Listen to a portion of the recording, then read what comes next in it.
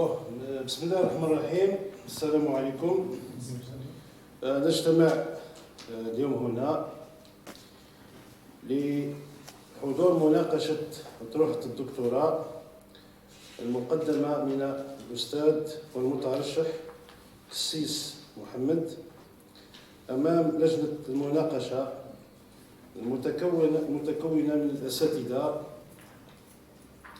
طاهر حداد من جامعة جيجل بصفة مشرف رتبة أستاذ التعليم العالي، فتحي العقون أستاذ مشرف جامعة قالبة الصفة مشرف مساعد، الأستاذ عمار دبوش من جامعة قالمة أستاذ التعليم العالي بصفة ممتحن، وكمال أكروت من جامعة بسة أستاذ محاضر بصفة أستاذ ممتحن، والأستاذ علي بوسعيود من جامعة جيجل أستاذ محاضر بصفة أستاذ ممتحن، وأنا كذلك رئيس اللجنة الأستاذ بوسير نجيب أستاذ التعليم العالي جامعة قالمة. لك ما بين 35 إلى 40 دقيقة لعرض أهم نتائج الدراسة البحثية التي قمت بها. موفقا إن شاء الله.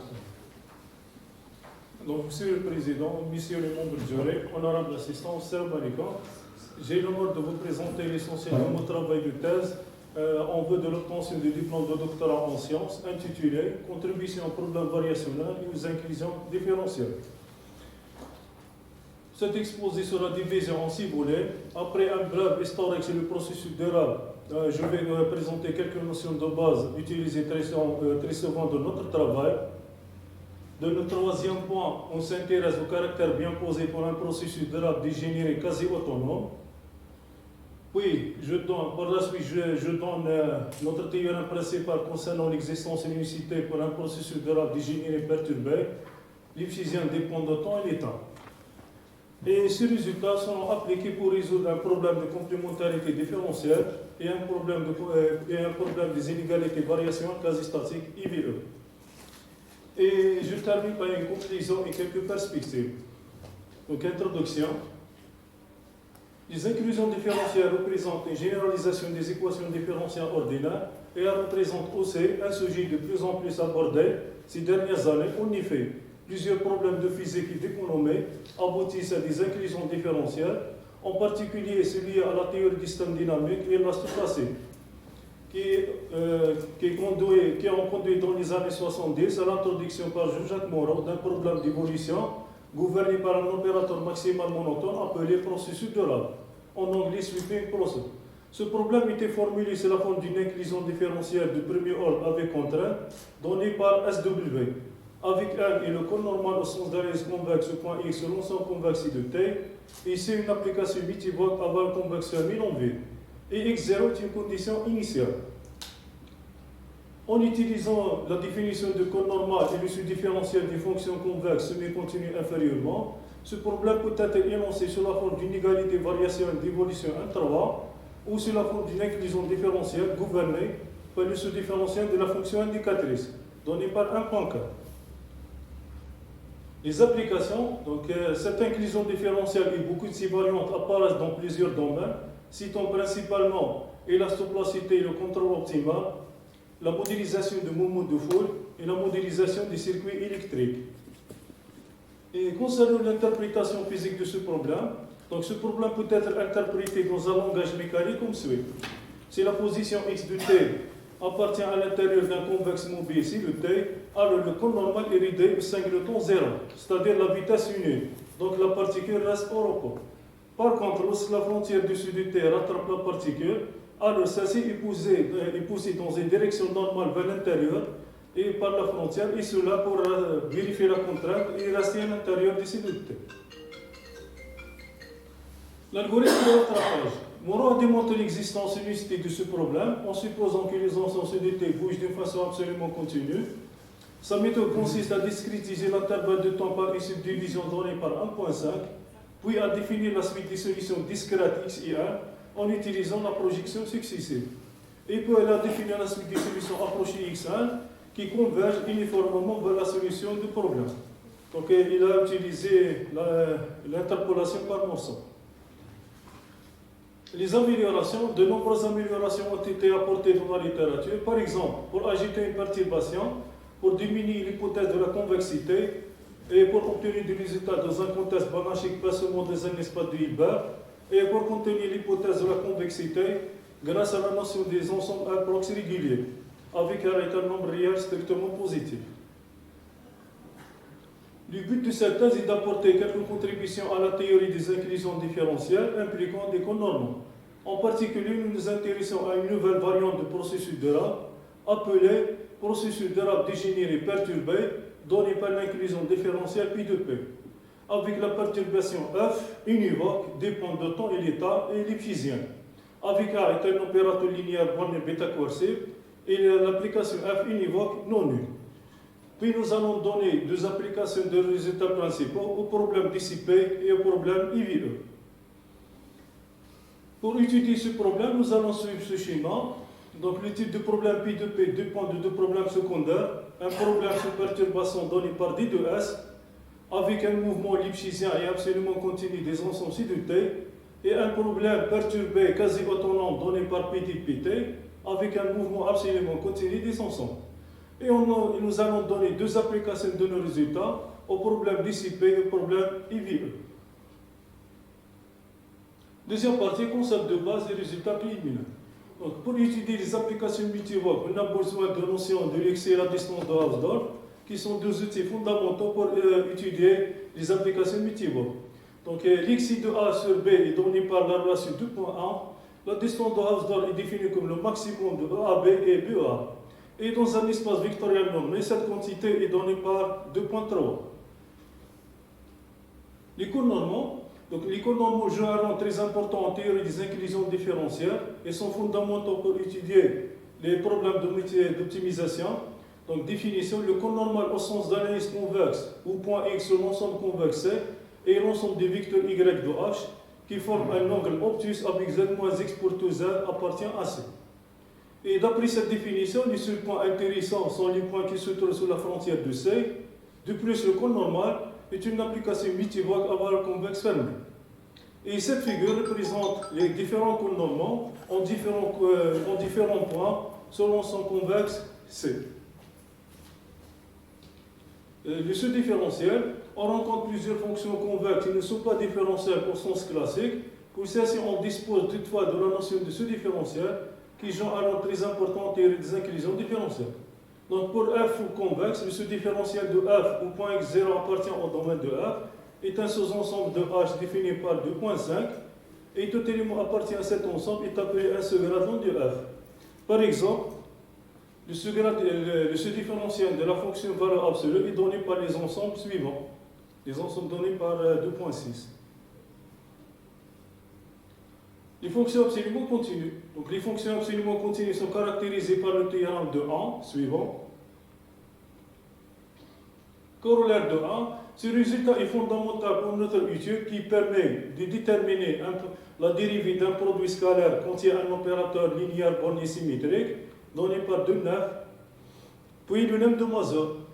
Le lemme de Mazur assure que dans un espace vectoriel normé, toute limite faible d'une suite x1 des éléments de E est une limite forte d'une suite de combinaisons convexes des éléments x. Nous rappelons également le lemme de Gros-Noir pour des solutions absolument continues des inégalités différentielles. Ce lemme est fondamental sur les inégalités différentielles qui permet de déduire d'une égalité différentielle une estimation de cette solution donnée par 2,12. Le mouvement des ensembles, on considère C de T des sous-ensembles convexes fermés de H. Donc les ensembles C de T bougent d'une façon lipschitzienne par rapport à la distance de Hausdorff.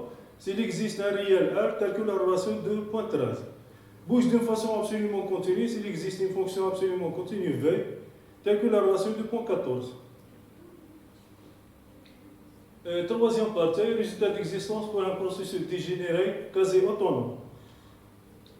Dans cette partie, nous fournissons quelques résultats d'existence pour une nouvelle variante de processus de Rab perturbé donnée par l'inclusion différentielle 3A avec la perturbation F univoque et dépend seulement de temps T.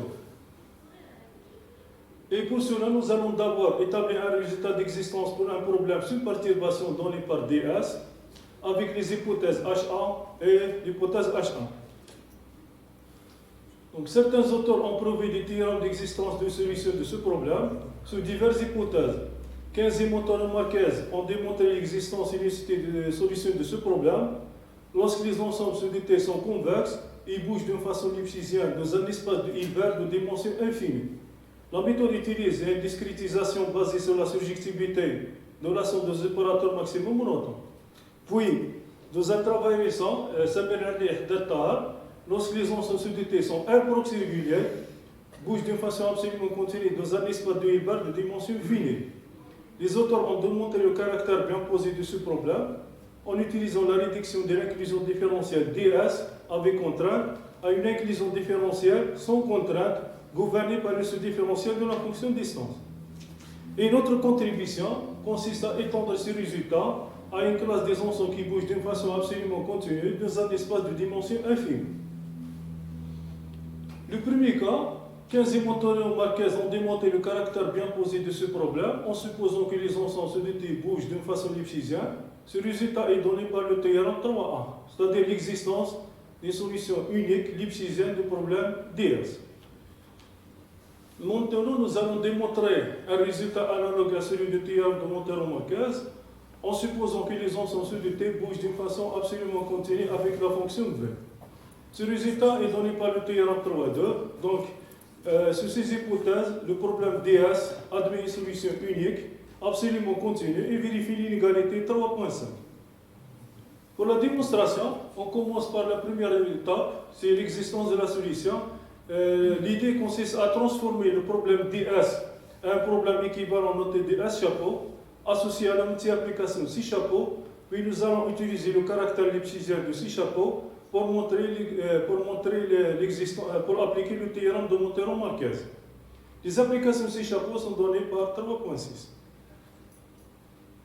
Et les calculs des ensembles C chapeau sont convexes et fermés, bougent d'une façon lipschitzienne par rapport à la distance de Hausdorff avec la constante 1. Pour cela, il suffit d'utiliser le fait que la fonction v epsilon est strictement croissante et son application réciproque est epsilon moins 1 lipschitzienne. De plus, la multi-application C chapeau vérifie les conditions initiales données par 3.8. Donc, d'après le théorème de 15 et Montano Marquez, le problème DS chapeau admet une solution lipschitzienne, notée grand E définie sur l'intervalle 0T chapeau. Maintenant, on définit la fonction E donnée par 3.10, la composée de grand E et V epsilon. Cette fonction, par définition, est absolument continue. Vérifier les conditions initiales du problème DS donné par 3.11. Et de plus, la fonction E est une solution du problème DS grâce aux équivalences données par 3.12. L'unicité, supposons que E a E2 de solution avec les mêmes conditions initiales du problème DS, en utilisant la monotonie de cours normal, la coercivité de l'opérateur A, on obtient l'unicité. Pour l'estimation, il suffit d'utiliser un développement de Taylor d'ordre 1 de la fonction E, l'existence de deux éléments alpha t et bêta t grâce à la forme ensemblée de la distance de Hausdorff, et la coercivité de l'opérateur A, on obtient l'estimation 324. Processus de la dégénérée avec une perturbation. Dans cette partie, nous allons appliquer notre théorème principal, théorème 3.2, pour établir un résultat d'existence pour un processus de la dégénérée perturbé donné par la relation PD-PT. Pour cela, on considère la liste des hypothèses suivantes. Un opérateur linéaire Brownian bêta-coercivé symétrique, des ensembles solidaires convexes et fermés et bougent de façon absolument continue. Donc on peut maintenant énoncer le résultat principal de cette partie, proposition 3.1. Sous ces hypothèses, le problème PD-PT admet une solution unique, absolument continue et vérifie l'inégalité 3.28. Pour la démonstration, on commence par la première partie, c'est l'existence de la solution. De même, nous allons transformer le problème PD-PT en un problème équivalent PDR associé à la multi-application D définie par 3.31. Puis nous allons appliquer notre premier résultat, c'est-à-dire 3.1, pour montrer l'existence de la solution.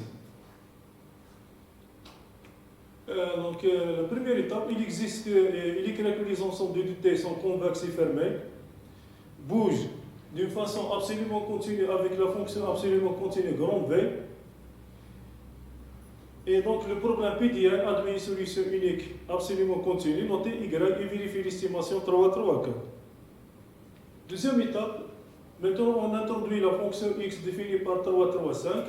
Cette fonction est absolument continue, vérifie les conditions initiales du problème PDPT. De plus, X est une solution de problème PDP grâce à ses équivalences.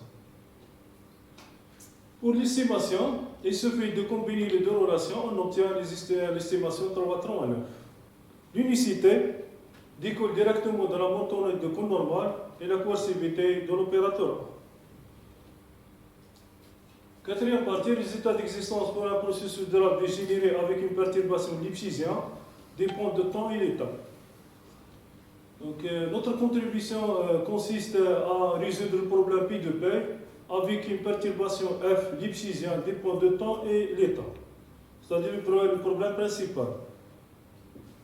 Pour cela, on donne la liste des hypothèses suivantes, des hypothèses sur A, des hypothèses sur la multiplication C, et des hypothèses sur la perturbation F. Donc la perturbation F vérifie les conditions suivantes, mesurable par rapport à la première variable, lipschisien par rapport à l'état sur les bornées de H, et vérifie la condition de croissance 4.5. Donc on peut maintenant énoncer le résultat principal de cette thèse, théorème 4a. Sous ces hypothèses, le problème Pi de P admet une solution unique absolument continue et vérifie les inégalités 4,6 et 4,7. Pour la démonstration, on commence par la première partie. Lorsque l'intégrale de bêta S inférieure strictement bêta sur bêta plus 1 nombre de A. La première étape consiste à discrétiser l'intervalle A, un intervalle I par une subdivision donnée par 4.10. Deuxième étape, nous allons construire une suite des solutions approchées X1 qui convergent uniformément vers la solution du problème Pi de P avec l'estimation 4.13. Et pour cela, nous allons d'abord construire la suite des solutions discrètes XK1 définies sur le site d'intervalle IK1 en utilisant la proposition 3a. C'est-à-dire la proposition 3a sur l'existence d'une famille finie des fonctions absolument continues XK1 qui vérifie les relations suivantes. Et par conséquent, l'algorithme est bien défini. Maintenant, pour construire en utilisant la suite discrète XK1, pour construire la suite des solutions X1, en prenant la restriction de XK1 sur les sous-intervalles IK1 comme souhait, et par construction, la suite X1 est absolument continue.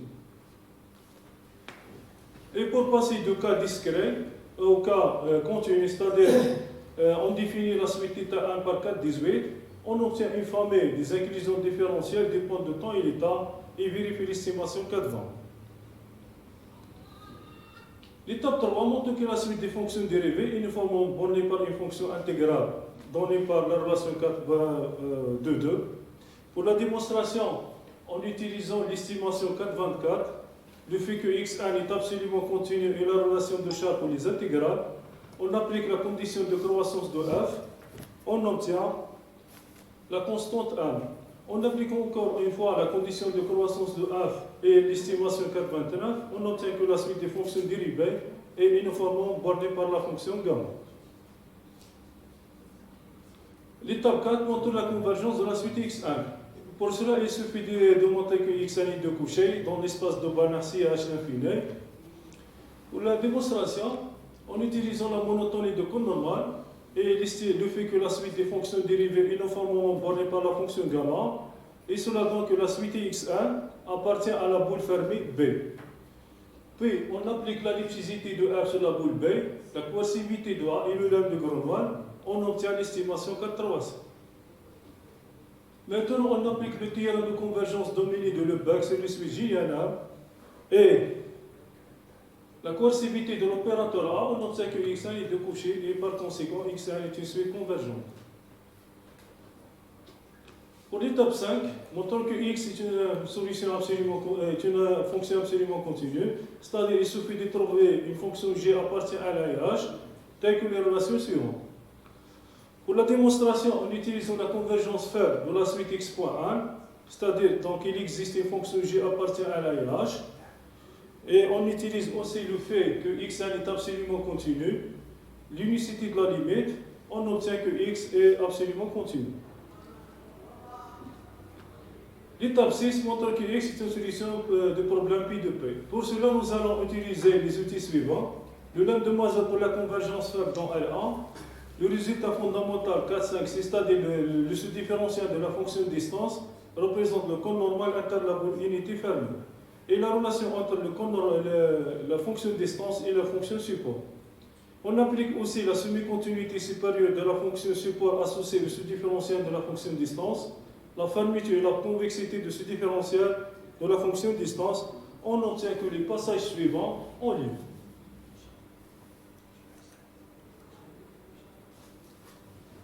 L'étape finale montre les montre les estimations suivantes. L'idée de la preuve, donc on va montrer que la fonction x est uniformément bornée par une constante L. Pour cela, en utilisant la proposition 3.1, la condition de croissance de f, et le lemme de Galois, on obtient que la fonction x est uniformément bornée par la constante L. Et on applique la condition de croissance de f, on obtient l'estimation 4,82. L'étape finale montre l'unicité de la solution. On considère deux solutions x1 et x2 de problème P2P avec la même condition initiale. Alors, en utilisant la monotonie de cône normal, la bornitude de A, la diffusivité de F, la coercivité de A et le lemme de Galois, on obtient l'unicité. Deuxième partie, dans cette partie, si l'intégrale de bêta S super égale bêta sur bêta plus lambda de A, alors on considère une subdivision plus fine de l'intervalle T0T, tel que l'intégrale de bêta S sur les sous-intervalles T et Ti plus 1, inférieur strictement bêta sur bêta plus lambda de 1, et d'après la première partie, il existe une fonction absolument continue, solution de problème pi de P, et l'unicité de la solution découle directement de la monotonie de cône normal, la coercivité de A et la diffusivité de A. La partie 5, les applications. Dans cette partie, nous allons appliquer les résultats principaux au problème de complémentarité différentielle dissipée et au problème des inégalités variationnelles d'évolution quasi-statique IV. La première application, dans cette partie, nous allons appliquer le théorème fondamental 4a pour établir un résultat d'existence pour un problème de complémentarité différentielle. Pour cela, on considère la liste des hypothèses suivantes.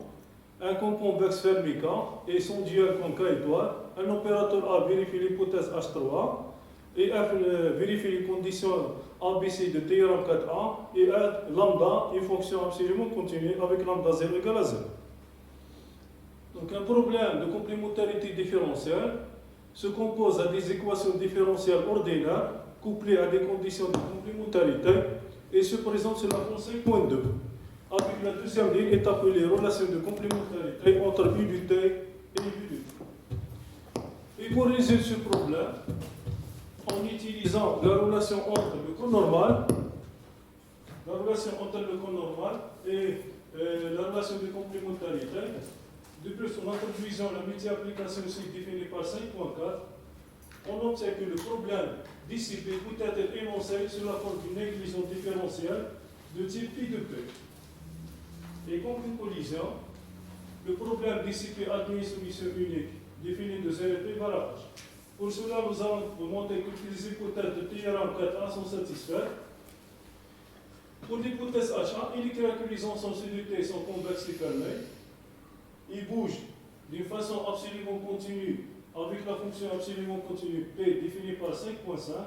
Pour la démonstration, en utilisant le fait que la fonction de distance est lipschitzienne de rapport à 1, le fait que la fonction lambda est absolument continue, donc il existe une fonction W définie de 0T vers H. Et par conséquent, toutes les hypothèses de théorème 4a sont satisfaites. Donc le problème dissipé admet une solution unique. Deuxième application, dans cette partie, nous allons appliquer le théorème 3.2 pour établir un résultat d'existence pour un problème des inégalités variationnelles donné comme suit. Avec A est une forme bilinéaire continue symétrique, GF des applications non libres. Donc notre objectif consiste à établir un résultat d'existence unicité pour le problème IVE en utilisant la méthode développée par Samir Adli Haddad Tahar qui se base sur l'équivalence entre IVE et un processus de RAB DS. Autrement dit, nous allons transformer le problème IVE à une inclusion différentielle gouvernée par un compte normal donné par DS. Avec DS, vérifie toutes les hypothèses de théorème 3.2. Pour cela, on donne la liste des hypothèses suivantes. VE1, VE2, VE3 et VE4. Donc VE4 F appartient à l'espace de Sobolev W1 tel que l'inégalité 5.8. Maintenant, on considère les problèmes suivants. Une égalité variationnelle d'évolution avec petit g et VE, avec grand G et VEG. Un problème d'évolution gouverné par le sous-différentiel de la fonction grand G SDG et gouverné par le compte normal noté DS. L'idée de la preuve, donc pour montrer que le problème IVE est de type DS, donc nous allons monter les équivalences données 2, 3 et 4. Donc pour l'équivalence 2, pour montrer que les problèmes IVE et VEG sont équivalents, nous allons prolonger la fonction G définie sur K à tout l'espace H en introduisant la fonction grand G définie comme suit. Cette fonction hérite toutes les propriétés de la fonction petit g, c'est-à-dire convexe, semi-continu inférieurement, positivement homogène et diffusien. Donc avec ce prolongement, le problème IVE est de type IVEG. Pour l'équivalence 3, donc pour transformer le problème IVEG à une inclusion différentielle gouvernée par le sous-différentiel de la fonction étendue grand G, on associe à la forme bilinéaire A un opérateur linéaire bon et symétrique. On observe que le problème IVEG est de type SDG. L'équivalence 4, pour transformer le problème SDG à une inclusion différentielle gouvernée par un compte normal, en introduisant la multiplication ci de t définie par f de t moins le sous-différentiel de la fonction grand G au point 0. On observe que SDG et DS sont équivalents. Et par conséquent, IVE est de type DS. Conséquence, nous allons maintenant établir un résultat d'existence pour IVE en appliquant le théorème 3.2. Donc, corollaire, supposons que les hypothèses VI1 jusqu'à VI4 soient vérifiées, donc le problème IVE admet une solution unique. Donc il suffit de vérifier les hypothèses de théorème 3.2. L'hypothèse H1, la linéarité, la bornitude et la coercivité de A se déduisent directement de VI2, c'est-à-dire les hypothèses H1 et VI2 sont équivalentes. Et pour monter la condition AX0 appartient à C0 en utilisant l'hypothèse VI4, c'est-à-dire F appartient à l'espace Sobolev W1. L'hypothèse H1, les ensembles sous-dités sont convexes et fermés, puisque un transat est d'un convexe et la sonde d'un compagnon fermé. Et pour l'hypothèse H2, les ensembles sous-dités bougent d'une façon absolument continue avec la fonction absolument continue V, définie par 5D. Pour cela, on utilise le fait que la fonction distance est l'ipsicienne de rapport à 1. L'hypothèse VI4, on obtient qu'il existe une fonction V absolument continue, non négative, et vérifie V0 égale 0. Et par conséquent, les ensembles sous-dités bougent d'une façon absolument continue. Conclusion perspective. Les conclusions, la monotonie de compte normal est cruciale dans l'étude pour le processus de RAB dégénéré avec perturbation lipschitzienne et elle joue un rôle analogue à celle du processus de RAB classique. Le processus de RAB dégénéré avec perturbation lipschitzienne joue un grand rôle pour résoudre les problèmes de complémentarité et les problèmes des inégalités variationnelles quasi-statiques. Le lien entre le processus de RAB dégénéré et les inéquations variationnelles quasi-statiques est possible grâce à certains outils standards de l'analyse convexe. Et comme perspective, l'importance de l'équivalence entre un processus de RAB dégénéré et une équation variationnelle d'évolution quasi-statique offre une belle opportunité pour faire des recherches plus approfondies dans ces différents domaines, notamment les équations quasi-variationnelles, mais aussi l'étude de caractère bien posé pour le processus de RAB dégénéré avec contraintes non convexes et dans un cadre d'espace plus général, par exemple dans un espace de Banach. Et je termine cette présentation par quelques références que j'ai utilisées pour réaliser ce travail. Et merci pour votre attention.